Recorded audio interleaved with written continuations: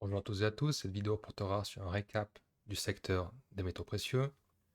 Les métaux précieux sont des commodités, donc elles s'inscrivent dans la classe d'actifs en général que sont les commodités. Et pourquoi je m'intéresse aux commodités sur cette chaîne d'investissement? C'est parce qu'il y a une relation assez méconnue entre les commodités et le marché américain, le S&P 500. On peut voir ici que si on divise les commodités ou les matières premières par le marché américain, on peut avoir cette relation, ce ratio. Et qu'est-ce qu'il faut voir ici, c'est que il faut voir que les commodités sont sous-évaluées par rapport au marché américain. Donc l'investisseur malin va reconnaître ça et va vouloir capitaliser sur ça. Et donc il va espérer, en achetant ici, que le ratio va se contracter et ensuite revenir vers le haut pour vendre ici.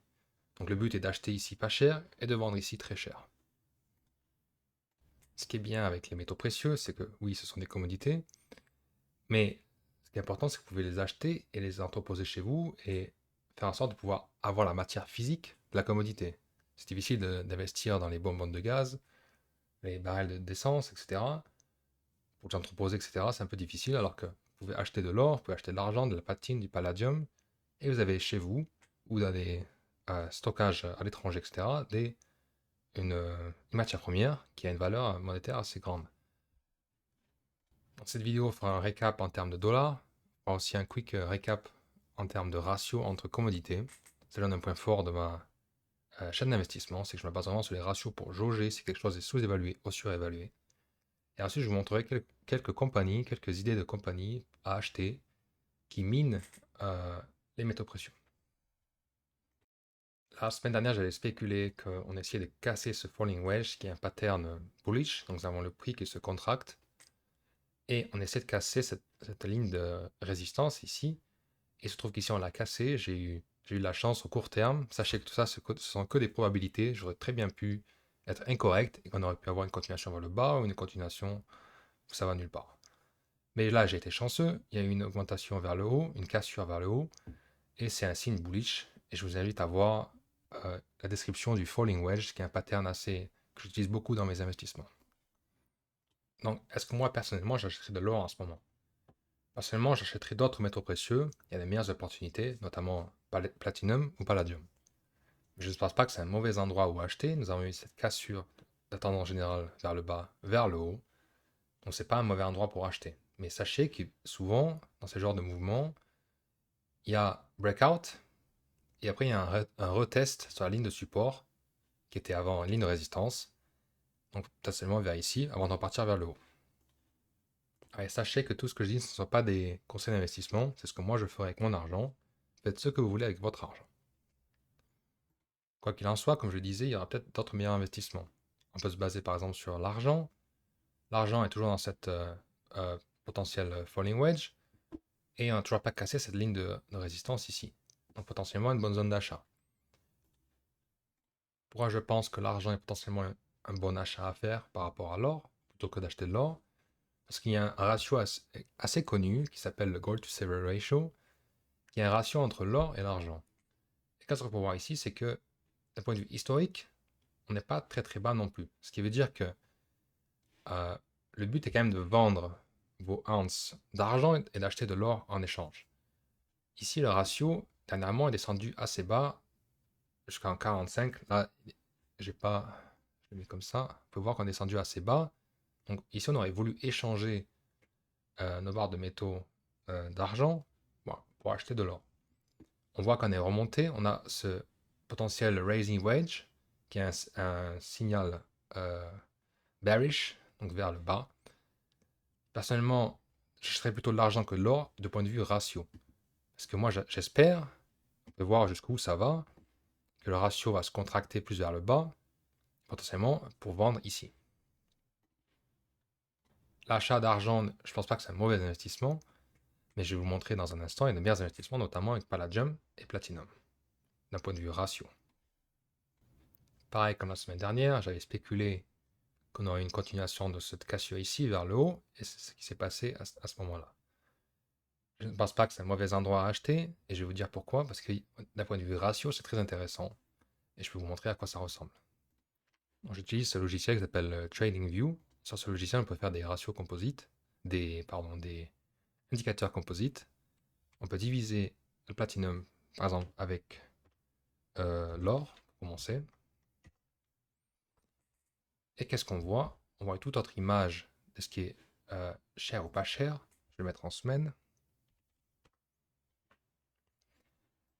Donc le but ici, c'est d'acheter le métal qui est moins cher par rapport à l'autre. Parce qu'on espère que statistiquement, on retourne vers la moyenne, potentiellement plus vers le haut. Donc comment lire ce genre de graphique? On a un ratio. Un ratio, c'est qu'on prend le numérateur, on va acheter le numérateur quand c'est vers le bas du graphique. On a le dénominateur, on va l'acheter quand c'est vers le haut du graphique. Ici, on est vers le bas du graphique, donc on va acheter le numérateur qui est le platinum. Donc pareil, et sachez que sur cette chaîne, on utilise l'or comme étant un gage de valeur. C'est par rapport au dollar qui entraîne une distorsion du prix parce que le dollar perd de sa valeur chaque année, pardon, ou chaque semaine en vrai, mais elle perd de sa valeur au fur et à mesure du temps, elle perd de sa valeur. Donc elle fait une distorsion du prix. On ne peut pas savoir réellement ce que vaut quelque chose si on utilise le dollar comme étant l'unité de mesure. Donc qu'est-ce qu'on veut faire? On veut utiliser d'autres métriques. Par exemple, on peut utiliser l'or, qui est un gage de valeur qui a été utilisé pendant des milliers d'années comme étant stockage de valeur. Donc on peut utiliser comme étant une indication de la valeur réelle de quelque chose. Donc ici, on peut voir, et je vais vous faire remarquer qu'on a aussi un falling wedge ici. Même pattern que je vous ai montré avant, mais ici on utilise l'or. Donc d'un point de vue statistique, on est très très bas. On a cassé cette tendance générale vers le bas. Et là, on se situe au-dessus de cette zone de support ou résistance, si on était là. Et potentiellement, c'est pour aller vers plus loin, plus haut dans le futur. Donc moi, j'espère, j'ai du platinum. J'ai acheté, d'un point de vue ratio, j'ai vu que c'était sous-évalué. Et j'espère donc un retour vers la moyenne, potentiellement vers le haut. Le but ici, donc en achetant du platinum, et ensuite de revendre son platinum, et d'acheter un autre métal. Vous jouez à un jeu différent. Cette chaîne vraiment se base sur... On essaie d'être contrariant, on essaie de faire outre de ce que les gens pensent, notamment en dollars. On joue à un jeu différent. Nous, on joue au jeu des combien de ounces de métal tu as. Parce qu'en ayant ces ounces de métal, on joue vraiment un jeu différent. On ne s'intéresse pas au dollar, on s'intéresse vraiment au ratio. Le but est d'augmenter notre quantité de barres de métal, de métaux. Donc, si vous êtes malin, vous avez remarqué que c'est quand même assez intéressant parce que, imaginez vous achetez à 0,4 et vous revendez à 1,6, à 2. C'est-à-dire que vous pouvez démultiplier vos ounces d'or en achetant du platinum en ce moment. C'est comme si vous achetez de l'or à rabais pour ensuite le revendre et acheter de l'or. Pour acheter du platinum, ensuite vous revendez pour acheter de l'or. Et vous allez me dire, oui, mais c'est très bien, mais tu fais pas attention aux impôts et TVA, etc. Personnellement, moi, je ne suis pas en France. J'ai la possibilité d'acheter des métaux précieux sans payer de TVA, par exemple sur de l'argent, platinum, palladium. Je peux vous conseiller, si j'étais encore en France, moi, personnellement, j'achèterais à Singapour ou des pays où il n'y a pas de TVA sur la vente de métaux précieux. À Singapour, déjà, je ne cautionne pas l'évasion fiscale, mais ce que je veux dire, c'est que vous pouvez acheter à l'étranger et le stocker dans une banque ou dans le magasin qui vend les métaux précieux. Vous le stockez là-bas. Bien sûr, il y a une contrepartie, il faut payer un petit peu, mais au moins vous pouvez entreposer ça là-bas et c'est hors de la France et vous ne payez pas la TVA, notamment sur l'argent et le platinum, notamment à Singapour. Il y a ce site qui s'appelle Billion Star, qui est très très connu pour ce genre de choses. Voici à quoi ça ressemble. Je ne suis pas affilié à ce site internet, mais personnellement j'ai un compte là-bas et ça marche très bien pour moi. Et vous voyez, vous pouvez notamment acheter à Singapour, aux États-Unis ou en Nouvelle-Zélande. Ça dépend des prix, etc. Et vous pouvez entreposer vos métaux précieux là-bas et vous ne payez pas d'impôt à la TVA pardon, sur l'achat d'argent ou de platinum. Par contre, Palladium, il y a 5% de TVA à Singapour. Donc c'est à vous de trouver d'autres pays où il n'y a peut-être pas de TVA sur le Palladium. Et outre le fait d'acheter à l'étranger et de stocker dans un stockage là-bas à l'étranger, peut-être envisager de faire une relocalisation si jamais on voit que c'est très avantageux au niveau des ratios, d'être partir dans un autre pays ou faire en sorte de se relocaliser, d'être résident fiscal dans un autre pays, histoire de faire certains revenus dans ces échanges-là. Parce que les ratios peuvent entraîner un gain assez conséquent en termes de dollars et aussi en termes de nombre de barres de métal que vous avez. Passons par Palladium, j'avais spéculé, comme la semaine dernière, qu'on aurait potentiellement une continuation vers le haut. On a eu cette continuation vers le haut. Je ne pense pas que c'est une mauvaise zone pour acheter, notamment d'un point de vue ratio. Le Palladium est le meilleur, à mon avis, pour l'achat. Donc pour illustrer cela, je peux vous montrer en divisant le prix du Palladium par le prix de l'argent.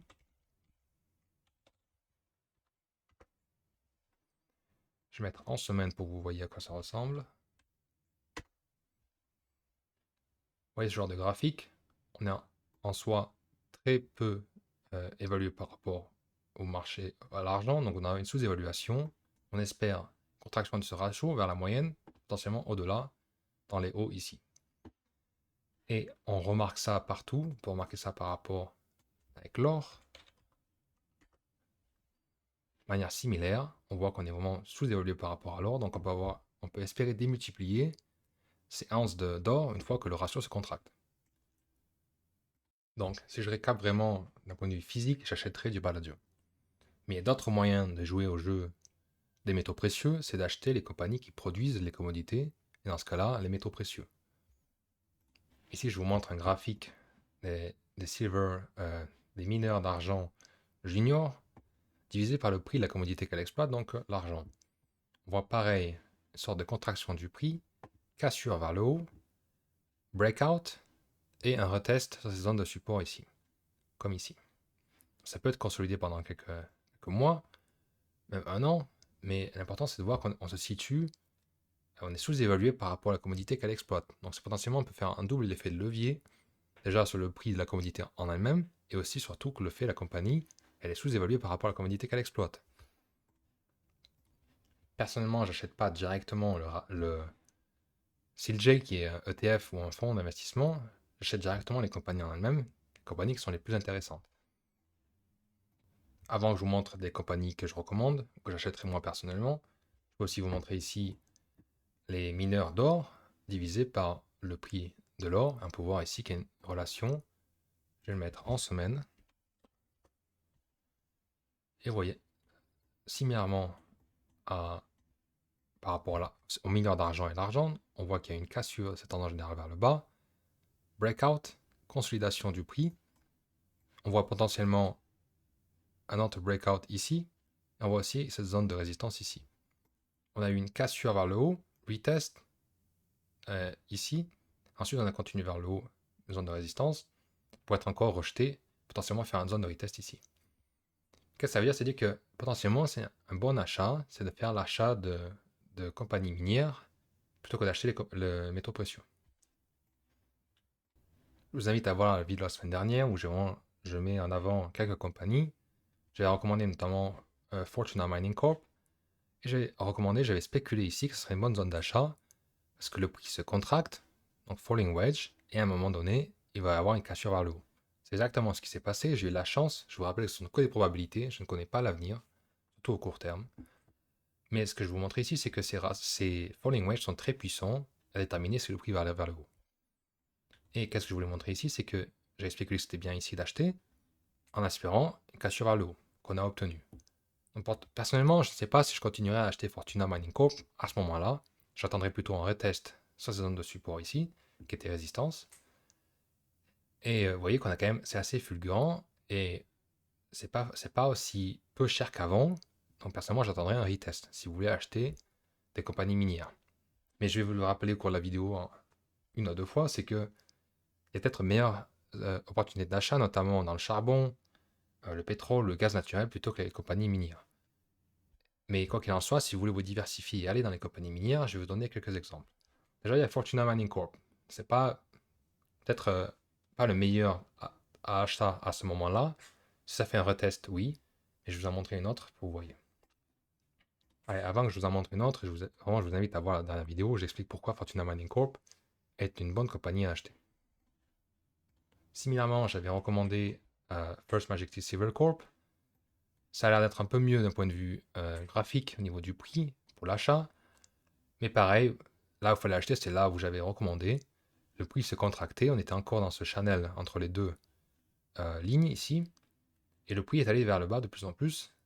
Donc j'avais spéculé que c'était un bon endroit pour acheter. Et j'ai eu raison cette fois-ci là au niveau du prix. On a eu une cassure vers le haut, potentiellement zone de retest ici, potentiellement une bonne zone d'achat à cet endroit-là. Et notamment pourquoi je recommande plutôt des compagnies de charbon ou d'autres commodités plutôt que les matières premières, pardon, que les métaux précieux, c'est que d'un point de vue graphique au niveau ratio, avec si on divise la compagnie minière par la commodité qu'elle exploite, donc l'argent ici, on voit c'est pas forcément le plus avantageux en termes de ratio. Le plus avantageux c'était vraiment en 2025 plutôt qu'à ce moment-là. Je pense pas que c'est une mauvaise zone d'achat, mais c'est pas la plus avantageuse. Je cherche vraiment le maximum d'asymétrie pour jouer à ce cycle des commodités. Autre compagnie que j'ai recommandé la semaine dernière a aussi fait un breakout vers le haut. On a eu cette tendance générale qui a été cassée vers le haut. Mais par rapport à First Majestic Silver ou Fortuna Mining Corp, je pense toujours que c'est une bonne zone d'achat. Et je vais vous expliquer pourquoi. C'est que cette compagnie-là, Ivanhoe Mines, c'est une compagnie qui vend notamment des métaux précieux du Platinum Group Metals, donc palladium et rhodium et platinum. Mais cette compagnie-là a un atout assez conséquent, c'est qu'elle possède l'une des meilleures mines de cuivre au monde. Donc essentiellement, vous pouvez acheter, là je vais vous montrer à quoi ça ressemble. Vous voyez que cette compagnie-là a l'une des meilleures mines au monde, l'une des dernières grandes mines de cuivre au monde. Et la qualité du minerai était 2,82%. Je vous invite à faire votre propre recherche à ce niveau-là. Spoiler, c'est vraiment un très très bon pourcentage. C'est assez conséquent. Moi, personnellement, je veux cet atout-là dans mon portfolio. L'une des dernières grandes mines de cuivre, ça c'est très bien. Et si je le retrouve... Voilà. Ici, je ne pense pas que c'est une mauvaise zone d'achat. On a juste une cassure ici. Et pourquoi je pense que par rapport à Fortuna Mining Corp ou First Majestic Silver, pourquoi je pense que c'est un meilleur achat, c'est que vous pouvez acheter cette compagnie-là, qui possède l'un des meilleurs atouts cuivre au monde, mais si vous remarquez, c'est assez similaire à un graphique de métal précieux, donc notamment le platinum. Donc vous pouvez acheter essentiellement, parce qu'on a quand même une tendance générale vers le bas, même si on a eu une cassure généralement dernièrement ici, ça reste toujours une bonne zone d'achat pour cette compagnie-là. Vous achetez une compagnie de cuivre, l'une des meilleures compagnies de cuivre, à rabais, parce que justement elle vend beaucoup de platine, etc. Donc vous remarquerez, si je mets ici le prix du platinum et ici le prix du cuivre, que Ivanhoe Mines suit beaucoup le prix du platine. Et vous pouvez essentiellement voir que cette compagnie-là, à cet endroit-là, est un bon moment où acheter. Je ne tarderai pas trop à acheter cette compagnie-là si vous voulez faire un achat, parce que cette compagnie-là se base vraiment sur le prix du platinum, qui je pense va continuer vers le haut. Parce que ce pattern, ici et ici, sont des patterns bullish. Donc pourquoi je dis que c'est un bon achat d'un point de vue cuivre, c'est que le cours du cuivre est assez haut en termes de dollars. Donc les compagnies qui vraiment jouent vraiment sur le prix du cours du cuivre sont plus chères que Ivanhoe Mines. Donc Ivanhoe Mines, d'un point de vue de cet atout cuivre, et aussi du fait qu'elle vend le platine, est pour moi un bon achat. Je vous invite à voir la dernière vidéo où j'explique peut-être plus en détail pourquoi l'achat de cette mine fait sens. Autre compagnie dont je n'ai pas parlé dans mes vidéos, c'est Kerr Mining. Et qu'est-ce qu'on va voir par rapport aux autres compagnies, c'est qu'on a déjà eu cette zone de breakout, on a eu un retest. Plutôt que de se situer à cet endroit-là, notamment avec Fortuna Mining Corp, vous vous trouvez ici, où il fait une zone de retest pour ensuite partir vers le haut. Si je voulais acheter cette compagnie-là, j'achèterais vraiment à ce moment-là, je n'attendrai pas d'acheter à ce moment-là. Sachez que ce ne sont pas des conseils d'investissement. Je vous invite à faire votre propre recherche sur Kerr Mining. Mais vraiment rapidement, si je peux survoler, on peut voir que cette compagnie a fait de l'argent, notamment du point de vue prix du métal qu'elle exploite. Et vous voyez qu'elle a fait un énorme revenu en 2025. Et je pense que si le métal va continuer à augmenter, cette compagnie-là va continuer à augmenter son capital, ses revenus. C'est une compagnie qui est assez grande, donc peut-être pas trop risquée, mais sachez que vous achetez une compagnie en singulier, donc vous n'achetez pas un panel de compagnies, vous achetez une compagnie singulier. Donc si je voulais créer un portfolio, je répartirais mon capital sur plusieurs compagnies minières. Donc, dans un portfolio, l'achat de Kerr Mining peut être aller aussi avec l'achat de Fortuna Mining ou First Majestic Silver. Mais sachez qu'à ce moment-là, à l'instant T, d'un point de vue graphique, Curve Mining est plus avantageux que Fortuna ou encore First Majestic Silver. Enfin, sachez que Curve Mining, le price to book ratio, donc la valeur combien vous achetez sur la valeur liquidative. Donc ici, c'est 1,73, vous achetez 1,73 sur la valeur liquidative de 1 $. Donc c'est assez cher comparé à d'autres compagnies, notamment au charbon ou au gaz naturel. C'est pour ça que je recommande plutôt, en ce moment, des compagnies de charbon ou de gaz naturel. Parce que déjà, les gens ont les yeux rivés sur le pétrole et aussi les gens ont les yeux rivés sur les métaux précieux. Ça a beaucoup augmenté dernièrement. C'est peut-être pas forcément le meilleur moment pour acheter parce que ça a déjà augmenté. Donc les gens sont déjà intéressés, la masse s'intéresse à ça de plus en plus. Et personnellement, quand la masse s'intéresse, je me désintéresse, je m'intéresse plutôt à des choses dont les gens ne s'intéressent pas. Si les gens pensent que c'est pourri, moi ça m'attire. Ça m'attire parce que les gens n'en veulent pas, ils le détestent. Donc c'est vraiment le cas par exemple du charbon. Le charbon, personne n'en parle, personne n'en veut. C'est pour ça que vous voulez acheter le charbon. En tout cas, c'est ce que moi je pense d'un point de vue contrariant. Enfin, je vous fais un petit cadeau. Dernière compagnie que je recommande aussi, elles ne sont pas des conseils financiers, c'est Hecla Mining Company. Et vous remarquerez déjà que nous avons ce falling wedge, mais surtout qu'on n'est pas trop augmenté par rapport au point de cassure. Donc, d'un point de vue purement graphique, c'est plus avantageux d'acheter Hecla Mining Company plutôt que Fortuna Mining ou encore First Majestic. D'un point de vue price to book, donc cette ligne ici, on peut voir que cette compagnie-là est beaucoup plus surévaluée par rapport à Curve Mining par exemple. On peut voir aussi, voilà, statements, net income, cette compagnie fait de l'argent. Donc, si vous n'achetez pas des compagnies spéculatives, tout ça, c'est des compagnies qui font de l'argent. Donc, on peut espérer une continuation du prix de la part vers le haut. Du coup, récap général de la vidéo. Personnellement, j'achèterais en physique, j'achèterais du palladium. En point de vue compagnie minière, personnellement, je n'achète pas de compagnie minière en ce moment, j'achète plutôt du charbon ou du gaz naturel. Mais si je devais acheter des compagnies minières, si vous n'avez pas dans votre portfolio, si vous n'avez pas la possibilité d'acheter des métaux précieux en physique, j'achèterais Curve Mining, et j'achèterais aussi Hecla, donc celle-là que j'ai à l'écran, et j'achèterais aussi Ivanhoe Mines d'un point de vue platinum et d'un point de vue cuivre. Voilà, donc ça conclut la vidéo sur le récap du secteur des métaux précieux. Je vous invite à mettre un pouce bleu et à vous abonner si ce genre de ratio vous intéresse, ce genre d'analyse de compagnie vous intéresse. Merci.